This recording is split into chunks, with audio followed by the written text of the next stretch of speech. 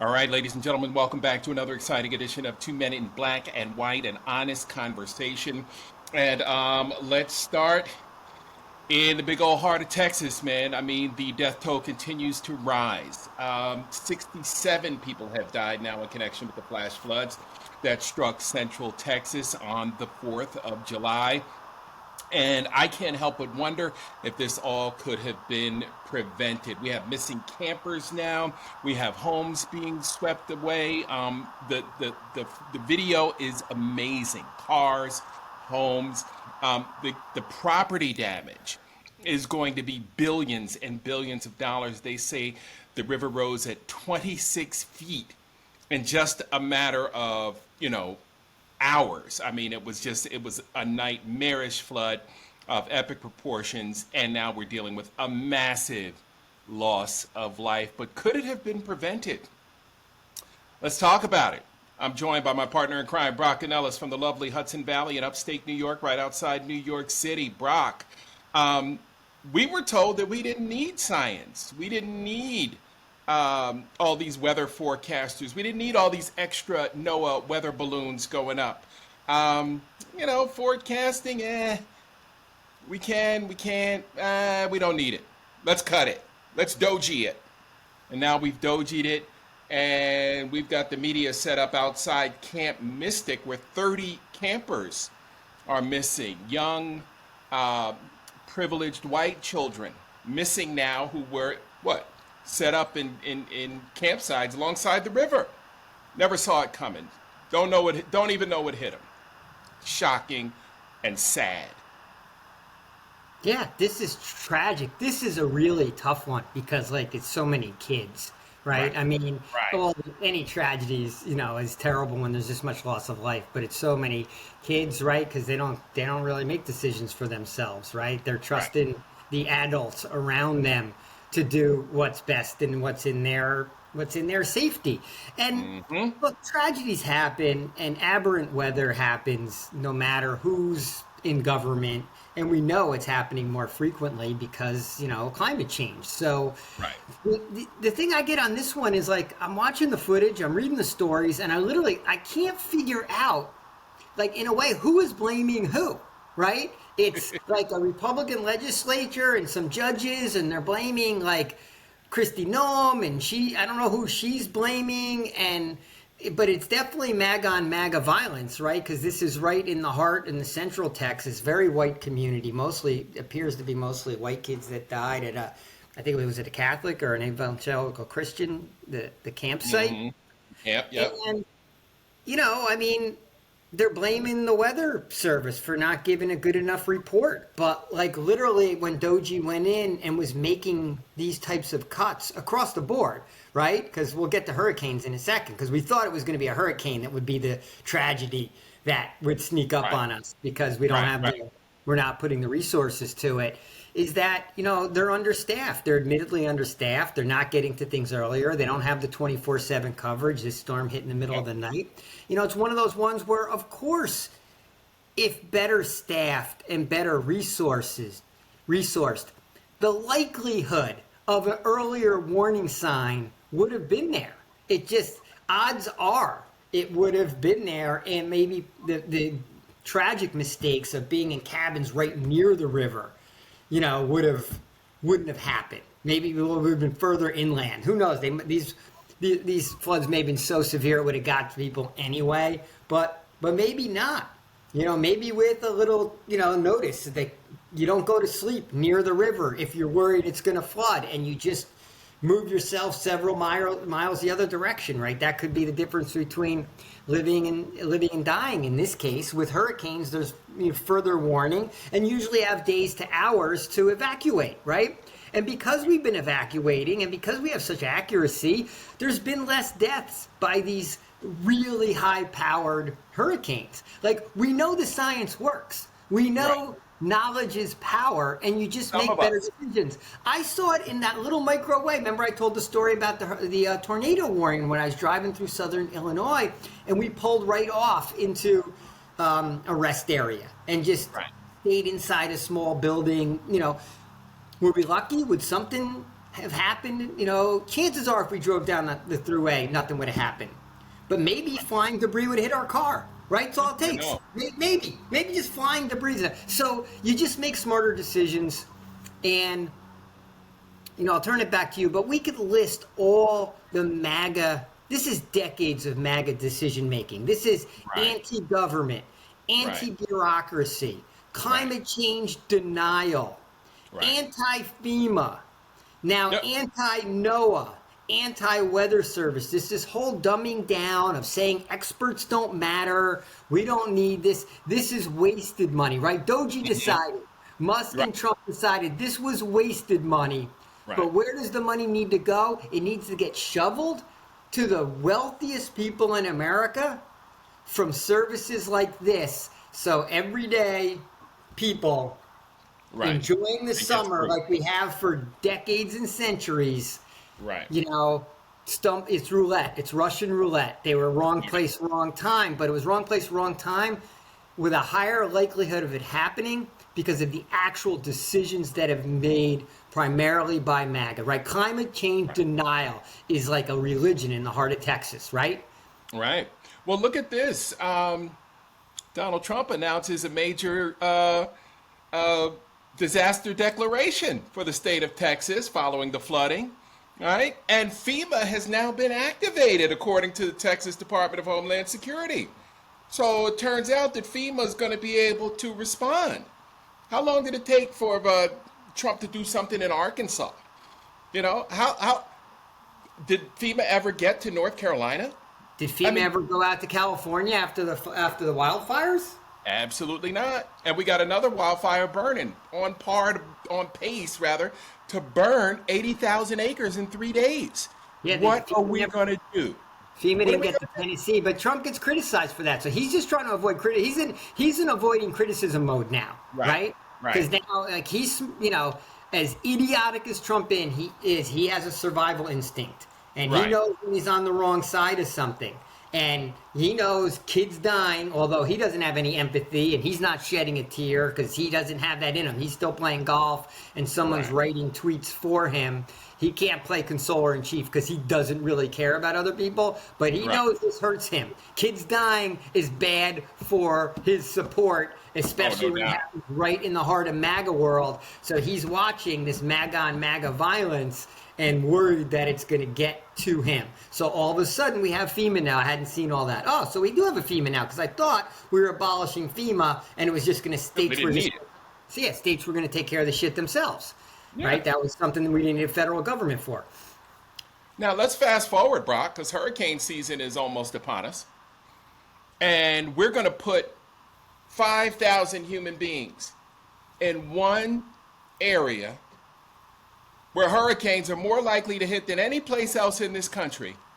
And then we're going to watch those people be blown into horrific deaths in the Florida Everglades swamp, which is infested with supersized pythons, alligators, water moccasins, rattlesnakes, you name it, it's in there. Jaguars, you know, it's all in there, right? And so, you know, where's the humanity? Where's the humanity when it comes to, there's humanity when it comes to taking care of these MAGA children and searching for them and having empathy for them. But there's no humanity when it comes to caring for those people who just wanted to come to America for a better way of life and didn't expect to be thrown in a concentration camp on the edge of a swamp where you would meet a horrific death should you try to run or should a natural disaster occur. And just imagine if massive flooding comes that way, right? These animals are going to be swept right into. It's almost inevitable, right? Like they Yes. already like there's always like 20 hurricanes or so a year of different Right. gradations. I mean, the first one's hitting South Carolina, I think today or tomorrow, like the first hurricane of the season. So okay, now it begins. I mean, that Alligator Alley bullshit, that racist bullshit of Alligator Alley is really where cruelty meets stupidity, right? Right. It's like where anti-science meets our just cruelty of not caring about brown people and, Right. and wanting to win this as a political point because they think this is what America wants. And Right. sadly, it is what a bunch of America wants. And to me, the Texas situation is where stupidity meets greed, because Right. that's been the climate change denial, which we know has been horseshit the whole time. We know that Right. oil companies have known about climate change for like 50, 60 years and, had a propaganda Given it- against Right. it. And of course, that's been so much of the wealth of Texas has been those oil companies and those energy companies. So they've spent everyone involved has spent their entire lives voting against anything that would have helped us deal with climate change for like half a century. Yep. And here we are. And now the storms are just getting more and more severe, coming, out of nowhere. So because they're more and more severe and more frequent, we actually need more science and more resources put towards tracking them to get the earliest possible warning systems in place that we could, because it's still going to happen no matter how hard. No, there's still going to be tragedies no matter how hard we try, but we're Right. not trying anymore, which just means there's going to be more of them. And we're Right. I mean, this is like a thoughts and prayers game by MAGA, like they do with gun violence. Now we're just going to have a thoughts and prayers game with climate tragedies. Yep. And Brock, I worked in TV news, as you know, for 30 years, and rising river levels were one of the things we used to warn people about.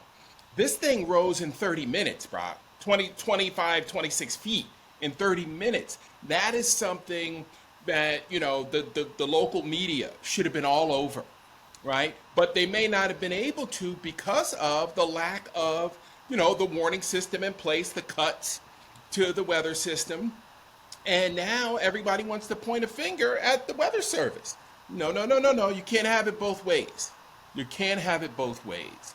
And, sadly, we knew it was going to come to this, just like we saw the fires, right? There's a predictability element to understanding when conditions are ripe for forest fires. I know that from my time in Colorado. So, there is an element to that which helps you get people out of harm's way. Yeah. And, it's not like people would not have died with this, but maybe it wouldn't be 70 people. Maybe it's 7 instead of It's 70. it's a better safe than sorry, right? Like, yeah, sometimes we evacuate and do things, and then the storm isn't as bad as it was predicted. Happens with snowstorms all the time, right? Sure. But then it's like, okay, so we were overly cautious, Right.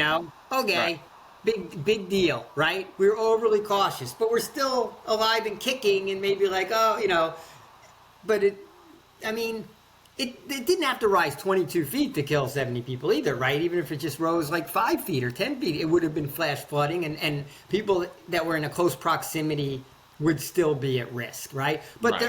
but with the warning system, then at least people are making informed decisions, right? And I guarantee the counselors and the people in charge of those kids would have had them away from the river. They would have made a sound decision, right? Absolutely. I'm sure there was other facilities that people could be moved to somewhere away, and in that case, it's always better safe than sorry, right? We always laugh, right, when they cancel the schools and up here it only ends up being an inch or two, and it's like, oh, back in my day, we trudged through 2 feet of snow and snapping. It's like, okay, so they cancel the day of school. They'll make it up somewhere else along the way, so a whole bunch of people weren't out on the roads in what could have been really dangerous weather. And okay, so we made a mistake. We erred on the side of caution.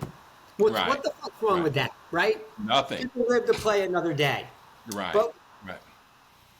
But with what we're seeing here, like, why isn't the airline industry up in arms? Right? Wind shear, right? Turbulence, right? Like, how much does it cost an airline when people are injured in flight? Because it happens more than we realize, right? They're flight attendants, hitting these bumpy skies, because it happens more now than it used to. As somebody used to fly a lot, I started noticing, especially in summertime around Georgia, we're trying to land in Atlanta. We can't land here. We got to go wait in Jackson, Mississippi. Or we're going to hear some bumps here. We need everybody to sit down, right, and stay in your seats until we're safely on the ground. Like, I used to dread that announcement, and I get it 4 or 5 times this summer, right? So, why isn't the airline industry and the people, the agriculture industry, the people who rely on accurate forecasts why aren't these people jumping up and down? Like, what is Trump going to do to you? Is he going to Yeah, send, like, fighting harder for is this safety. Yeah, you're over? just fighting harder. You're fighting harder for safety, right? I've said it with Right. the airlines. I mean, I'm just amazed we got through a July 4th weekend and no No, aviation no plane wrecks. accidents. Yeah. But I think it's luck. We're still playing roulette. We know we're still understaffed, and it's just there've been close calls. We just haven't had a tragedy in several months. But when we have Right. another one, what's the is does the blame go back to Biden again? I mean, the further we Right. move our way into the Trump 2.0, you can't keep blaming the other The other guys, guy. right? At some point, Right. you own what's going on in society, Right. and I mean, this is part of the tragedy. This stuff is not impeachable, but this is where Trump has degraded American society in pushing us to be anti-science and not trusting anything and making us trying to make people not trust the news or really trust any source of information Right. because he's such a bad person to imply that everyone's a terrible person because he's a pathological liar, then everyone's lying. And therefore, we've got this anti-intellectualism, which is what MAGA Yep. is all about. And Project 2025 behind the scenes trying to strip back government. I mean, Steve Bannon's wanted this forever, the bureaucracy, the deep state. So Doji came in and fired a bunch of people. And now we're just not as safe. And people are just preventable deaths Yeah. are happening. There's just going to be more Yeah. preventable deaths. And it can happen Right. anywhere to anyone because we're all just less informed. And Right. we just had to remember, I was on the call 3 days ago or so, and this crazy thunderstorm came out of nowhere. It hailed. Right? Yeah. I don't think it's ever hailed here my entire life. I don't remember growing up hail in the middle of summer. I mean, but not in like late June, the first days of July. And I spent Right. yesterday cutting tree branches that That was broken? had come down because the wind went from 0 to like 60 for about 10 minutes, and then it was gone. But that's just a random little small extreme weather circumstance. I remember I told you it looked like the street I live on was flooding. You Right. see how quick a flash flood can happen. The rain came down like banshees. The hail came. The wind came. Trees came down in my backyard. My front street was flooded. Right. That's just in my, that was just a day in the life in my little Hudson Valley life. Right. So those kids in Texas, they didn't have a chance. Right. No. That No. storm did the same thing. It came out of nowhere. It was 5 times more rain than they had expected. But in this day and age of denying climate change, maybe we just have to always expect the worst. Always expect every storm to be more severe than we would have expected. But with the airlines, we've Yeah. just gotten lucky. With the hurricanes, we're just not going to see them. With the fires, they're just going to burn faster and stronger and More intense. take They're more going to be people more out. intense. Take more people out. And this is the negative. This is where Trump is incompetent, right? This is not impeachable, right? This is just Right. incompetence. This is where when you let an idiot, a moron, Right.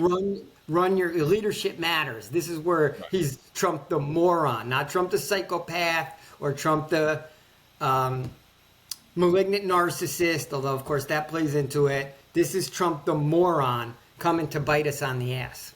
Right. And so how do we fix it? Because here's the next thing, right? The price tag on this.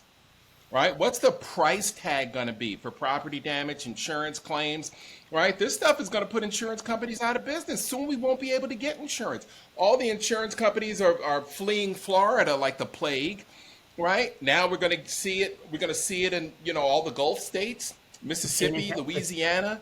I don't know any house that's near a river, right? Just like any Gulf state because of the Right. hurricanes, and every house near the Mississippi River or any of these rivers, right, is at risk of more flooding. The cost of insurance goes up. New buyers Yep. can't afford it. Homeowners can't stay in their houses because they can't afford the insurance, or they just decide to go without insurance and they're just rolling the dice. Right. But new buyers are very often required to have insurance, and it's just Right. going to raise the cost of purchasing the house. And housing's most people's number one asset in terms of their finances. But if they can't sell it, they're stuck with it. And American And here's the decline, thing. right? We're just less financially secure. Right, Brock. But don't forget, we'll bail the insurance companies out, but we won't bail Americans out. No, we'll keep Right? bailing everyone out. Yeah, So corporations. everybody get bailed out, but us. But look, now So we have a broken healthcare system, broken, in essence, a broken housing market. right, You and were it's saying coming. already, You already people see can't it. move. People can't move their houses in Florida already, right? It happened to Florida first. Also in California because of the wildfires, people can't get insurance because these insurance Yep. companies are just going to move away from these high risk regions. Right. And what's happening to those people who lost their homes, who can't afford to rebuild? Right? Like, where where is the money coming from? Right? It's obviously not coming from this regime. This government is not going to be friendly to a blue state because they didn't vote for them. Right? So they're not going to provide any relief. So now you're going to have all those thousands of families that have been displaced. Where are they going? Where are their jobs? Like, where are their jobs going? Are those company owners? Remember, there were some very high-end homes that were destroyed in that last fire. So, the ripple effect is going to be where's everybody going to go? Las Cruces? Santa Fe? Pocatello? Like, nobody wants to live there. That's why nobody does live there. I don't know where everyone's going to go. I don't know how they afford. I don't know how they afford to kind of pick up the pieces and kind of restart your life after these kinds of tragedies when there isn't a FEMA cutting checks to help people, rebuild, recoup and rebuild. I mean, you just told me FEMA is going to come into Texas, but it didn't come into Arkansas for at least 6 months. Right. Never came to like Eastern Tennessee, Western North Carolina, certainly not in California because you're not going to do anything to help a blue state. Right. Luckily, it's more the red states that are in the areas where more of these climate catastrophes will happen because that'll push Trump to bring resources. Because Right. he was embarrassed by what went on in Arkansas, right? Huckabee Sanders was begging for months. Right, but how do we even know he's even going to do anything with FEMA? How do we even know he's going to don't know. send them? We don't know. We He don't know. might just be saying that and then get on TV and say, hey, I sent FEMA out there. FEMA's there. They're on the ground. And it could be a bold-faced lie because these people think it's their money. The Bannons of the world, the Trumps of the world, the Lutnicks of the world, they think this is their money. Their money. They're doling And it it's out as it was. ours. And that's what they don't get. That's why they suck at governing. So until we're able to access the money that belongs to us, to the American people, for the things that American people need, we're going to be stuck. We're going to be stuck between rock and a hard place because now there's no way to get up and go and relocate without that assistance from FEMA, without what's going to happen to the housing industry, to the building industry, the construction industry, right? It goes right back to crap. What about the people that lose their jobs? What about the businesses that got wiped out? People lose their job. Well, by the way, now if you don't have a job, there's no safety net in terms of health care. So now you don't have the health care waiting for you either because we just stripped that away 2 days ago in the big, beautiful bill, which ironically, just to get back to Trump as both having political instincts but being a moron. He's told the Republic, there are those within the government, and we'll have to follow this story, that believe that Trump does not know that the bill he just signed cuts Medicaid. That he does not understand the bill because Project 2025 wrote it behind his back and he doesn't fucking know. He doesn't pay attention to this shit because he doesn't care. He just knows we're either getting the tax cuts and they're rounding up brown people. That he doesn't know that he's warned his MAGA politicians that stay away from Social Security, Medicare, and Medicaid.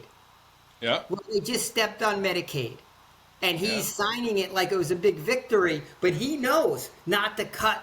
Don't cut it. Like I said, they should. What was the point of them cutting it? They could have done the tax cuts anyway and just had a bigger deficit, and Trump doesn't give a shit about that. So he knows he's going to figure out soon that Medicaid cuts are in this bill. And then he's going to move into pathological liar mode. Exactly. Just say it's just people that have been scamming the system, and it's no one who really deserves it, and it's the others. Because he's going to have to scramble, but we know he's going to be mad because he's Right. going to have to spend a lot of time gaslighting us about Medicaid. And he doesn't Right. want to spend his time doing that, right? He wants to play golf. He wants to fucking make money on his fucking crypto Yeah. and sell perfume now and do shit that benefits him, not have to like lie about other people's health care. So Yeah. he's gonna be stuck on this one. Right. So look, I mean, these are the types of things that will weaken Trump, and therefore, as an opposition, we have to show a stronger hand and Yeah. stay And aggressive in his face.